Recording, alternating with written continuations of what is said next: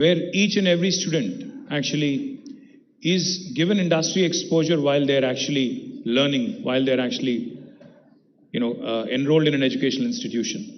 I'm delighted that Naveen Mittal and my friend here, Dr. Venkatramana, Professor Venkatramana Garu, who's the Higher Education Council's Vice Chairman, all of them have actually come out with a new model, which I'm truly proud of, because Vagish was explaining to me how Alpla took the lead, went around to the polytechnic institutions around this area, identified and received applications from about 400 students, eventually went through a process, shortlisted and finalized about 30 students who are now being trained as part of Alpla, the new plant.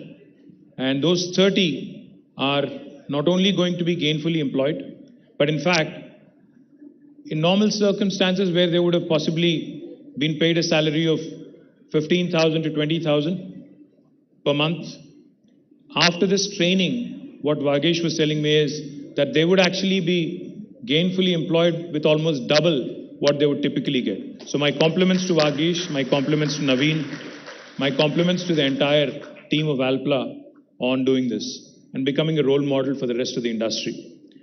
I think the most important aspect when it comes to industrialization in any state is firstly decentralization of the activity. While we have numerous industries interested in setting up factories, interested in setting up their new units around Hyderabad, in Sangareddy, in Medchal, in Rangareddy, I think it's equally important to have more and more industries come in the rural hinterland of Telangana. We need factories in Vanparthi, we need factories in Mancherial, we need factories in Kottagudem, the far nook and corner of Telangana. And to that effect, Honorable Chief Minister has been guiding us, has been directing us in fact, and has been ensuring that along with the growth of Telangana in the primary sector in agriculture, which has grown tremendously over the last 8 years, the contribution of primary sector in Telangana has risen into the GSDP by almost 5%. వ్యవసాయం మన రాష్ట్రంలో కొత్త పుంతలు తొక్కుతూ వ్యవసాయ విస్తరణ ఏదైతే జరుగుతూ ఉందో, కొత్తగా మిషన్ కాకతీయ చెరువులు బ్రహ్మాండంగా చేసుకోవడం వల్ల, కాళేశ్వరం లాంటి ప్రాజెక్ట్స్ కట్టుకోవడం, పాలమూరు రంగారెడ్డి ఎత్తిపోతల పథకాన్ని కూడా వేగంగా పూర్తి చేసే ప్రయత్నం, సీతారామ లాంటి ఎత్తిపోతల పథకాలు, గతంలో పెండింగ్లో ఉన్న ప్రాజెక్టులన్నింటినీ కూడా రన్నింగ్ ప్రాజెక్టులుగా మార్చి వాటిని పూర్తి చేయడం వల్ల ఈరోజు తెలంగాణలో 5 రకాల విప్లవాలు మన కళ్ళ ముందే సాక్షాత్కరించబోతా ఉన్నాయి. అందులో మొట్టమొదటిది మీకు తెలుసు, సస్య విప్లవం అంటే గ్రీన్ రెవల్యూషన్. ఈ సస్య విప్లవంలో భాగంగా తెలంగాణలో వ్యవసాయ ఉత్పత్తులు, ఆహార ధాన్యాలు, వాటి దిగుబడులు ఎంత పెరిగినాయి అంటే స్వయంగా భారత ప్రభుత్వమే మేము ఇంకా కొనలేమో అని చేతులెత్తేసే స్థాయికి ఇవాళ తెలంగాణలోని ధాన్యం ఉత్పత్తులు పెరుగుతూ ఉన్నాయి. There was a time when Punjab and Andhra Pradesh, the United State of Andhra Pradesh, were called the granaries of India. But today I'm proud to share with you, Telangana has in fact surpassed many other states, even though it's a new state, and has become a leading producer of paddy in the country, right after Punjab. మన దగ్గర ధాన్యం ఎంత ఉత్పత్తి అవుతా ఉంది అంటే ప్రస్తుతం బ్రహ్మాండంగా ఎక్స్పాన్షన్ ఎంత పెద్ద ఎత్తున పెరిగిందంటే లక్షల ఎకరాల్లో కొత్తగా సాగులోకి రావడం, వ్యవసాయం పండుగలా మారి ఈరోజు 24 గంటల కరెంట్ అనండి, రైతు బంధు లాంటి కార్యక్రమం అనండి, అదేవిధంగా చెరువులు బాగా చేసుకోవడం, కొత్తగా నీళ్లు అందుబాటులోకి రావడం, వీటన్నిటి వల్ల రైతుల్లో వచ్చిన ధీమా వల్ల ఈరోజు వ్యవసాయ ఉత్పత్తులు బాగా పెరిగినాయి. అయితే ముఖ్యమంత్రి గారు మాకేం చెప్తా ఉన్నారంటే ఈ గ్రీన్ రెవల్యూషన్ సంతోషమే, కానీ ఆ గ్రీన్ రెవల్యూషన్ నుంచి ఆహార శుద్ధి కేంద్రాలు అంటే ఫుడ్ ప్రాసెసింగ్ ఇండస్ట్రీ కూడా పెద్ద ఎత్తున రావాలి, agro based industry, agro processing industry కూడా రావాలి. అది ఎవ్రీ నూక్ అండ్ కార్నర్లో తెలంగాణలో మారుమూల జిల్లాలు ఏవైతున్నాయో గద్వాల్ కానీ, వన్పర్తి కానీ, ఆదిలాబాద్ కానీ, ఆసిఫాబాద్ కానీ, కొత్తగూడెం కానీ, మన సూర్యాపేట కానీ, నల్గొండ కానీ, ఎక్కడ మొత్తం అన్ని ప్రాంతాల్లో రావాలి అనే ఉద్దేశంతో స్పెషల్ ఫుడ్ ప్రాసెసింగ్ జోన్స్ అనే పేరిట 10,000 ఎకరాల్లో స్పెషల్ ఫుడ్ ప్రాసెసింగ్ జోన్స్ కూడా పెట్టుకుంటా ఉన్నాం. గ్రీన్ రెవల్యూషన్ ఒకటైతే రెండవ రెవల్యూషన్ మన కళ్ళ ముందే రాబోతున్నది, వస్తున్నది. నేను చెప్పడం కాదు, ఇది భారత ప్రభుత్వం స్వయంగా చెప్తా ఉంది. Telangana today is the number 1 state in India for inland fisheries. ఒకప్పుడు తెలంగాణలో చేపలు అంటే చాలా తక్కువగా దొరికేది. చేపలు, రొయ్యలు అంటే కోస్తాంధ్రలో మాత్రమే ఉంటాయి అనే పరిస్థితి. కానీ ఈరోజు 46,000 చెరువులు కుంటలు ఎప్పటికప్పుడు బ్రహ్మాండంగా వాటిని నింపుకునే ఒక వ్యవస్థ మిషన్ కాకతీయతో వాటిని మనం బ్రహ్మాండంగా మరమ్మతులు చేసుకున్న తర్వాత ఇన్లాండ్ ఫిషరీస్లో అంటే ఫ్రెష్ వాటర్ ఫిష్ కూడా తెలంగాణ అగ్రభాగాన ఉంది. ఇన్లాండ్ ఫిషరీస్లో కూడా ఈరోజు నెంబర్ 1 స్టేట్ అని నేను చెప్పడం కాదు, భారత ప్రభుత్వమే స్వయంగా చెప్తా ఉంది. ఫిషరీస్ వల్ల ఆక్వా వల్ల వచ్చే బ్లూ రెవల్యూషన్తో నీలి విప్లవంతో చాలా పెద్ద ఎత్తున మనకి ఆక్వా పరిశ్రమ కూడా రాబోతా ఉంది. కొత్తగా మనం కట్టుకున్న రిజర్వాయర్ అది రాజరాజేశ్వర సాగర్ కావచ్చు, మల్లన్న సాగర్ కావచ్చు, కొండపోచమ్మ సాగర్ కావచ్చు, అక్కడ పాలమూరులో రాబోయే కరివెన, ఉద్దండాపూర్, ఏదుల, ఇంకా ఇతర నార్లాపూర్ లాంటి రిజర్వాయర్లు కావచ్చు. వీటన్నిటిని సమాహారంగా చూసినట్టయితే తెలంగాణలో మన కళ్ళ ముందే భారతదేశానికి సరిపడే విధంగా అదేవిధంగా ఇతర దేశాలకు కూడా ఉత్పత్తి చేసే స్థాయికి, ఉదాహరణకి మొన్న కంపెనీ వచ్చింది అమెరికా నుండి, ఫిషిన్ అనే కంపెనీ, వారు వచ్చి 1000 కోట్ల పెట్టుబడితో ఇక్కడ తిలాపియా అనే చేపను వృద్ధిలోకి తీసుకొచ్చి దాన్ని మొత్తం 100% ఎక్స్పోర్ట్ ఓరియంటెడ్గా అమెరికాకు తీసుకెళ్లాలనే ప్రయత్నం చేస్తూ ఉన్నారు. సో ఈ రకమైన నీలి విప్లవం కూడా తెలంగాణలో మన కళ్ళ ముందే సాక్షాత్కారం కాబోతా ఉంది. మూడవది శ్వేత విప్లవం, white revolution. Now there was a time when Vijaya Dairy, which is the government arm for dairy development in Telangana and Andhra Pradesh, actually went sick. మూతపడే పరిస్థితికి చేరుకున్న విజయ డైరీని ఈరోజు తిరిగి ప్రాణప్రతిష్ఠ చేసి ప్రతి ఒక్క డైరీ ఫార్మర్కి లీటర్కి 4 రూపాయల చొప్పున ప్రోత్సాహకం ఇచ్చిన తర్వాత మినీ డైరీస్ని ఎంకరేజ్ చేసిన తర్వాత ఈరోజు అదే విజయ డైరీ, ఏ విజయ డైరీ అయితే మూతపడే స్థాయికి చేరుకున్నదో ఆ విజయ డైరీ ఈరోజు ప్రభుత్వానికి తిరిగి డివిడెండ్ ఇచ్చే స్థాయికి చేరుకుంది అంటే తప్పకుండా తెలంగాణలో శ్వేత విప్లవం కూడా, ఒక క్షీర విప్లవం కూడా మన కళ్ళ ముందే రాబోతా ఉంది. ఒక చిన్న ఉదాహరణ చెప్పాలి అంటే శ్వేత విప్లవం, క్షీర విప్లవం అని నేను చెప్తుంటే కొంతమందికి అదేం పెద్ద విషయమా అనిపించవచ్చు. కానీ మన పెద్దవాళ్ళు ఎప్పుడు చెప్తుంటారు, పంటతో పాటు పాడి పరిశ్రమ కూడా బాగుంటేనే గ్రామీణ ఆదాయంలో, గ్రామీణ ఆర్థిక పరిపుష్టిలో దోహదపడుతుంది. మనం ఇప్పుడు ఉదాహరణకి పాడి పరిశ్రమ యొక్క పవర్ తెలుసుకోవాలనుకుంటే న్యూజిలాండ్ అనే దేశంలో ఫాంటెరా అని ఒక కంపెనీ ఉంది. ఆ ఒక్క కంపెనీ, ఫాంటెరా అనే ఒకే ఒక్క కంపెనీ, గతంలో దాని పేరు న్యూజిలాండ్ డైరీ బోర్డ్ అని ఉండేది. ఆ ఒక్క కంపెనీ, ఫాంటెరా అనే ఒకే ఒక్క కంపెనీ, న్యూజిలాండ్ యొక్క జీడిపిలో 8% కాంట్రిబ్యూషన్ ఆ ఒక్క కంపెనీ నుంచి వస్తూ ఉంది. అది మొత్తం డైరీ ప్రోడక్ట్స్ తయారు చేసే కంపెనీ. ఎందుకు చెప్తా ఉన్నానంటే భారతదేశం ఇంకా కూడా 70% గ్రామీణ దేశం. ఈ గ్రామీణ దేశంలో తప్పకుండా డైరీని కూడా ఎంకరేజ్ చేయాలి, డైరీని కూడా విస్తృతపరచాలి అనే సదాశయంతో ముఖ్యమంత్రి గారు ఏదైతే పనిచేస్తూ ఉన్నారో తప్పకుండా దానివల్ల ఒక శ్వేత విప్లవం, ఒక క్షీర విప్లవం ఉంది. తద్వారా రైతుల ఆదాయం కూడా పెరుగుతుంది, పాడి వల్ల పంటలకు లాభం జరుగుతుంది, దాంతోపాటు రైతుల ఆదాయం కూడా పెరిగే ఆస్కారం ఉంటుంది. ఇక నాలుగవది పింక్ రెవల్యూషన్. పింక్ రెవల్యూషన్ అంటే మళ్ళీ మా వివేక్ గారు వేరే అనుకుంటారు. పింక్ రెవల్యూషన్ అంటే మాంస ఉత్పత్తులు పెరిగి మీట్ ప్రాసెసింగ్ పెరిగి మరి ఇతర దేశాలకు కూడా ఎగుమతి చేసే స్థాయికి చేరుకోవడం పింక్ రెవల్యూషన్. ఇప్పుడు consumption of meat, consumption of all kinds of meat is typically associated with అఫ్లూయెన్స్.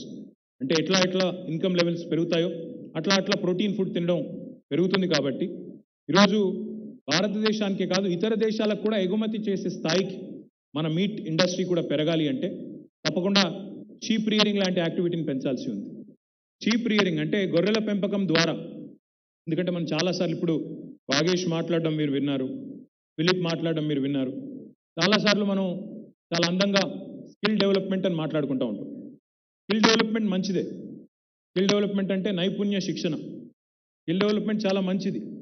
కానీ ఆల్రెడీ డెవలప్ అయి ఉన్న స్కిల్ సంగతి ఏంటి? మనకు కుల వృత్తులో ఎన్నో ఉన్నాయి. ఆ కుల వృత్తుల్లో వంశపారంపర్యంగా ఆ టాలెంట్ ఉన్న, ఆ నైపుణ్యం ఉన్న సోదరులు ఎవరైతే ఉన్నారో, రూరల్ ఏరియాస్లో ఎవరైతే ఉన్నారో వారికి కనుక కొద్దిగా ప్రోత్సాహం ఇచ్చినట్టయితే, కొద్దిగా ఊతం ఇచ్చినట్టయితే బాగుంటుందనే ఉద్దేశంతో ఈ రాష్ట్రంలోని యాదవ, కురుమ సోదరుల కోసం రాష్ట్ర ప్రభుత్వం ప్రవేశపెట్టిన మరి గొర్రెల పెంపకం కార్యక్రమం ఏదైతే ఉందో దానివల్ల పశు సంపద మన రాష్ట్రంలో ఇప్పటికే రెట్టింపు పైగా పెరిగింది. దానివల్ల ఏం జరుగుతుంది అంటే మాంస ఉత్పత్తికి, అది మన రాష్ట్రంలో కన్సంప్షన్ అయ్యే మాంసం కావచ్చు, లేదా ఇతర రాష్ట్రాల్లో, ఈ దేశంలోని ఇతర రాష్ట్రాల్లో కానీ, లేదా ఇతర దేశాల్లో కానీ మనం మీట్ ప్రాసెసింగ్ ఇండస్ట్రీని కూడా ప్రోత్సహించినట్టయితే ఒక పింక్ రెవల్యూషన్ దానివల్ల వస్తుందనేది మన ఆలోచన. దాంతోపాటు ఐదవది, ఇప్పుడు కొత్తగా మీరు చూస్తే ఈ మధ్యకాలంలో తెలంగాణలో నీళ్లు, తెలంగాణలో కరెంట్ ఇవన్నీ బాగా పెరిగిన తర్వాత వ్యవసాయ ఉత్పత్తులు పెరిగినాయి. ముఖ్యంగా మన రాష్ట్రంలో వరి వేయడం అనేది పరిపాటిగా ఉంటుంది. వరి విస్తృతంగా రైతులు పండిస్తారు. అయితే వరి నుంచి రైతుల్ని షిఫ్ట్ చేయాలి, ఇతర పంటల వైపు మళ్లించాలి అంటే అదొక పెద్ద సవాల్గా రాష్ట్ర ప్రభుత్వానికి కానీ ఇతర రాష్ట్రాల ప్రభుత్వాలకు కానీ మారిన పరిస్థితి వాస్తవం. మరి వారికి లాభసాటిగా ఉండే విధంగా మరొక ప్రత్యామ్నాయాన్ని చూపెట్టాల్సిన బాధ్యత ప్రభుత్వాల మీద ఉంటుంది. మరి ప్రభుత్వాల మీద ఉండే ఆ బాధ్యతలో భాగంగా భారతదేశం ఒకవైపు ఎడిబుల్ ఆయిల్స్ కూడా ఈరోజు దిగుమతి చేసుకుంటా ఉంది. మనం ఏదైతే వంటలో వాడే వంట నూనె ఉంటుందో ఆ నూనెను కూడా ఈరోజు ఇతర దేశాల నుంచి మనం దిగుమతి చేసుకుంటా ఉన్నాం. మలేషియా నుంచి, ఇండోనేషియా నుంచి, ఇతర దేశాల నుంచి ఎడిబుల్ ఆయిల్స్ అన్నీ కూడా మనం ఇంపోర్ట్ చేసుకుంటా ఉన్నాం. ఆ డిపెండెన్స్ పోవాలన్న ఉద్దేశంతో తెలంగాణ ప్రభుత్వం రాబోయే 5 ఏళ్లలో 20 లక్షల ఎకరాల్లో ఆయిల్ పామ్ అనే పంటను పండించాలనే లక్ష్యాన్ని పెట్టుకుంది. 20 లక్షల ఎకరాల్లో ఆయిల్ పామ్ అంటే తెలంగాణ విస్తీర్ణంలో దాదాపుగా మనం ఓవరాల్గా పంటల విస్తీర్ణంగా చూసుకున్నట్టయితే 15% పైగా మనం మరి ఇతర పంటల నుంచి ఆయిల్ పామ్ వైపు మళ్లించాలని ప్రయత్నం చేస్తూ ఉన్నాం. ఆయిల్ పామ్ని జనరల్గా ఇతర దేశాల్లో ఎల్లో రెవల్యూషన్ అంటారు. సో ఈ రకంగా ఇన్ని 5 revolutions, green, white, blue, pink and yellow, ఈ 5 రెవల్యూషన్స్ వల్ల ఇదంతా ఎందుకు చెప్తా ఉన్నాను ఆల్ప్లా ఎంప్లాయీస్కి అని మీరు అనుకోవచ్చు. ఎందుకంటే మీరు తయారు చేసే ఉత్పత్తులకు అవన్నీ కూడా పర్ఫెక్ట్ వేదికలుగా మారబోతా ఉన్నాయి. అందుకే చెప్తా ఉన్నాను. Because you are a moulds company. మరి మౌల్డ్స్ తయారు చేసే కంపెనీకి కొనుగోలు చేసే శక్తి ఉండే మ్యానుఫ్యాక్చరర్స్ ఎవరైతే ఉంటారో ఆ మ్యానుఫ్యాక్చరింగ్ రంగం పెరిగితే తప్ప మనకి కస్టమర్ ఉండడు. కాబట్టి ఇవన్నింటికి తెలంగాణలోని 33 జిల్లాలు వేదికలు కావాలని మనస్ఫూర్తిగా మేమందరం కూడా కోరుకుంటా ఉన్నాం. I compliment Alpla because, as Vagish pointed out, as Philippe pointed out, they have already invested 600 plus crores in Telangana. And I am delighted because Honorable Chief Minister keeps telling us, your existing investor is your biggest brand ambassador. ప్రస్తుతం ఉన్న investor, మీ రాష్ట్రంలో ఉన్న investor కనుక సంతోషంగా ఉంటే వాళ్ళే 10 మందికి చెప్తారు రాష్ట్రంలోని పరిస్థితి బాగుంది, ఈజ్ ఆఫ్ డూయింగ్ బిజినెస్ బాగుంది.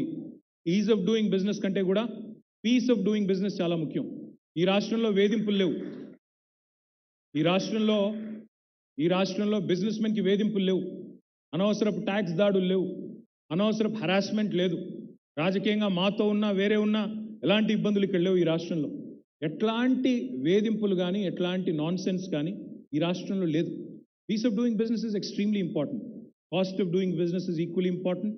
Lowering the cost of doing business, ensuring that we continue to improve the quality of doing business. So ఈ 4 గీటురాలుగా పెట్టుకొని ease of doing business, peace of doing business, quality of doing business and cost of doing business, ఈ 4ంటిని గీటురాయిలుగా పెట్టుకొని కొత్త పారిశ్రామిక వాడల్ని కూడా encourage చేస్తూ ఉన్నాం. అందులో భాగంగా ఈరోజు ఆల్ప్లా ఇచ్చిన ఎంకరేజ్మెంట్ ఏదైతే ఉందో, మొట్టమొదటిసారి ఇక్కడ ఆల్ప్లా పెట్టింది యునైటెడ్ ఆంధ్రప్రదేశ్ ఉన్నప్పుడే 2006లో. కానీ ఇప్పుడు దశలుగా విస్తరిస్తూ 600 కోట్ల పైచలకి ఇక్కడ పెట్టుబడులు పెట్టి ఈరోజు ప్రభుత్వ ఆలోచనకు అనుగుణంగా అప్రెంటిస్షిప్ లాంటి మోడల్ కూడా తీసుకొచ్చి అందులో చాలా సంతోషం అనిపించింది. వాగీష్ చెప్తుంటే, when you mention Vageesh that you working 24/7.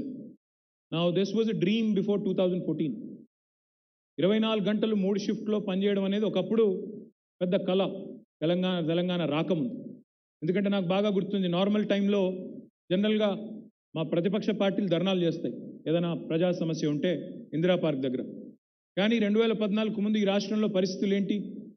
పారిశ్రామికవేత్తలు కూడా ఇందిరా పార్క్ దగ్గర ధర్నా చేశారు. కరెంట్ ఇవ్వండి, 3 షిఫ్ట్లు నడుపుకుంటాం, కావాలంటే రేట్ ఎక్కువ పెట్టండి, కానీ కరెంట్ ఇవ్వండి అని ధర్నాలు చేసే దుస్థితి. ఈరోజు సంతోషం ఎక్కడ అనిపించింది అంటే, వాగీష్ దీక్షిత్ గారు చెప్తుంటే 3 షిఫ్ట్లో నడుస్తూ ఉంది పరిశ్రమ. అందులో రాత్రిపూట కూడా అమ్మాయిలు పనిచేస్తూ ఉన్నారు, ఇంజనీర్లు పనిచేస్తూ ఉన్నారు. వారిని ఇక్కడి నుంచి నేరుగా ఇంటి దగ్గర దిగబెడుతున్నాం, ఇంటి దగ్గర ఎక్కించుకొని మళ్ళీ ఇక్కడ తీసుకొస్తున్నాం అని చెప్పినప్పుడు చాలా సంతోషం అనిపించింది. Thank you Vageesh, thank you. It goes a long way. It's a great message. People talk about women empowerment, people talk about a lot of things, but to actually preach is easy, practicing it is very, very difficult. I compliment Vagish, the entire team of Alpla on making this happen, and I hope you become a role model for the rest of the industry as well. Because Telangana is a peaceful state. Telangana is a state where everybody is at peace. Telangana is one state which encourages more and more such innovation. All in all, నేను మీ అందరికి కూడా చేసే విజ్ఞప్తి ఏమంటే, ఉపాధి కల్పనకి పెద్దపీట వేస్తూ మన రాష్ట్ర ప్రభుత్వం టీఎస్ ఐపాస్ లాంటి విధానాలు ఏవైతే తీసుకొచ్చిందో వాటి వల్ల అదేవిధంగా రాష్ట్రంలో ఉండే able leadership and stable governance వల్ల తెలంగాణ ఈరోజు పారిశ్రామిక రంగంలో భారతదేశ సగటు కంటే జాతీయ సగటు కంటే చాలా ఉన్నతమైన ఉచ్చమైన స్థాయిలో ఉంది. అందుకే ఈరోజు మ్యానుఫ్యాక్చరింగ్ సెక్టర్లో కానీ సర్వీసెస్ సెక్టర్లో కానీ అన్ని రంగాల్లో కూడా ఈరోజు తెలంగాణ ముందుకు పోతా ఉంది. అదృష్టం ఏమంటే మనకి ఇక్కడ లైఫ్ సైన్సెస్ సెక్టర్ కూడా మరి చాలా బాగా ముందుకు పోతా ఉంది. వ్యాక్సిన్స్ కానీ ఫార్మస్యూటికల్స్ కానీ కెమికల్స్ కానీ ఇంకా కొత్తగా వ్యాక్సిన్ రంగంలో ఈ మధ్యనే మనం పటాన్చెరులోనే పెట్టుకున్న మెడికల్ డివైజెస్ పార్క్ కూడా 50 పైగా ఫ్యాక్టరీలు వచ్చినాయి. అక్కడ కూడా పెద్ద ఎత్తున పటాన్చెరులోని స్థానికులకి తెలంగాణ పిల్లలకి ఉపాధి అవకాశాలు వస్తూ ఉన్నాయి. మొన్న ఒకరోజు నేను వచ్చి దాదాపు 7 పరిశ్రమలు ఒకటే రోజు ప్రారంభించాను. మళ్ళీ తర్వాత ఒకరోజు వచ్చి ఇక్కడే మెడికల్ డివైజెస్ పార్క్లో ఆసియా ఖండంలోనే అతిపెద్దదైన టెంట్ మ్యానుఫ్యాక్చరింగ్ యూనిట్ కూడా ప్రారంభించాం. తొందరలోనే ఇప్పుడే మీ ఎమ్మెల్యే గారు చెప్పినట్టు ఇక్కడే శివానగర్లో ఎల్ఈడి పార్కు కూడా భూమి పూజ చేసి అందులో కూడా కాలుష్య రహిత పరిశ్రమలని ప్రోత్సహించబోతా ఉన్నాం. వాటితో పాటు పక్కనే ఇక్కడే సుల్తాన్పూర్లోనే మరి మహిళా పారిశ్రామికవేత్తల కోసం ఫ్లో ఆధ్వర్యంలో వారిది కూడా మహిళా దినోత్సవం నాడు అక్కడ కూడా కొన్ని యూనిట్లు ప్రారంభించడం జరిగింది. అంటే ఈ రకంగా తెలంగాణ ఒక ఇంక్లూజివ్ అప్రోచ్తో సమ్మిళిత అభివృద్ధి జరగాలన్న ఉద్దేశంతో మహిళా పారిశ్రామికవేత్తలు కానీ ఇతర పారిశ్రామికవేత్తలు కానీ పరిశ్రమను ఒకవైపు విస్తరిస్తూనే వికేంద్రీకరిస్తూనే మరొక వైపు మరి అన్ని రంగాల్లోని పరిశ్రమలకు కూడా పెద్దపీట వేస్తూ దిగుమతులకి చరమగీతం పాడే విధంగా ఇంపోర్ట్ డిపెండెన్స్ తగ్గించే విధంగా గౌరవ భారత ప్రభుత్వం ఏదైతే చెప్తా ఉందో ఆత్మనిర్భర్ భారత్ అని సెల్ఫ్ రిలయంట్ ఇండియా అని దానికి అనుగుణంగా తెలంగాణ మరి ఒక మ్యానుఫ్యాక్చరింగ్ బేస్ కావాలి అన్న ఉద్దేశంతో చాలా తీవ్రంగా శ్రమిస్తూ ముందుకు పోతా ఉన్నాం. మరి ఆ క్రమంలో ఆల్ప్లా ఈరోజు తీసుకున్న నిర్ణయాన్ని స్వాగతిస్తూ మరి ఇక్కడికి వచ్చిన ఆల్ప్లా కుటుంబ సభ్యులందరికీ కూడా ధన్యవాదాలు తెలియజేస్తూ I only have one request for her excellency the ambassador. Ma'am, we have a lot of enterprises from the US, the continent of United States. We also have a lot of our friends here who invested from the UK, a lot of other European nations as well. Austria, of course, we are proud of Alpla and their investment in Telangana. But in fact, Philippe and Vagish both were mentioning the opportunities of Austrian companies who are looking towards India are many. So I request you, madam, that please point them in the right direction towards Telangana, that is. The reason why I say that is because India is a very diverse country. India is a very heterogeneous country. When an Austrian entity chooses to invest in India, their impression about India will completely depend on the gateway they choose to enter India through. Because India is a very diverse nation. We're 28 different states. It's like Europe, like a continent with many languages, multiple cultures. Wow, this is a celebration, true celebration. क्या वागीश भाई special effect add करे थे क्या? మీ వాగీష్ గారు మా కోసం special effect కూడా పెట్టారు. థ్యాంక్ యూ వారికి. దానికి కూడా సినిమాల్లో చూపెడుతుంటారు కదా ముందు ఇట్లా వచ్చేసాడని అట్లా అన్నమాట. So as I was saying, don't be scared, nothing will happen. This is Telangana, you are safe. I was just telling you. Let me just complete the line of thought. It's a very diverse nation. So if an Austrian entity, if an Austrian enterprise chooses to enter India through, say for instance, an Uttar Pradesh versus Telangana, your experience will be completely different. Because, while it is important to have a base in New Delhi, what's equally more important to understand is that India is a federal republic. Most important things when it comes to setting up a factory or an enterprise actually are in the hands of the government in a state. The action is in the states. So land, power, water, fiscal incentives, human resources, all of this actually are rested with the state governments. While it's equally important to engage with Government of India, what's even more important is to engage bilaterally with the states in India. Therefore, my request to you, Madam Ambassador, is give us an opportunity to also pitch to Austrian investors who are looking at India. Let's make Telangana the gateway for Austrian investors into India, and they will have as beautiful an experience as Alpla has had over the last 16 years. I thank you once again, and compliments to the entire family of Alpla. Jai Telangana.